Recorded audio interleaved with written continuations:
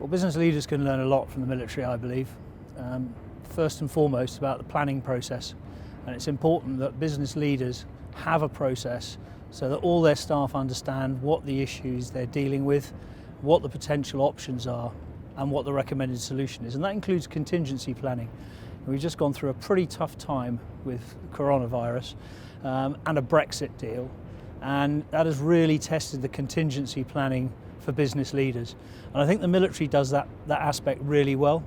I think having a plan for the worst case and the most likely case, because you can't plan against every eventuality.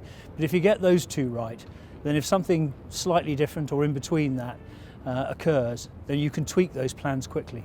The second thing that really impresses me about the military, their approach to saying how we learn from both successes and failures allows them to improve. And I think a lot of businesses, or especially business leaders, suffer from the ego problem of not wanting to admit that they may have been wrong, that maybe the plan that they had to come up with wasn't so good.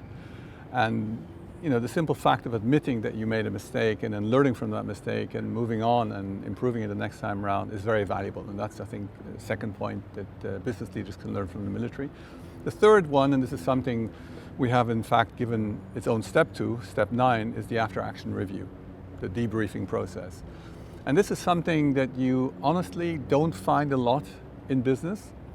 It's, after the mission has been completed, or in the case of business, after the transformation has been completed, to sit down with the team, everybody involved in the plan, but also in the execution, and having an honest, objective, constructive conversation on what went well and what did not go so well.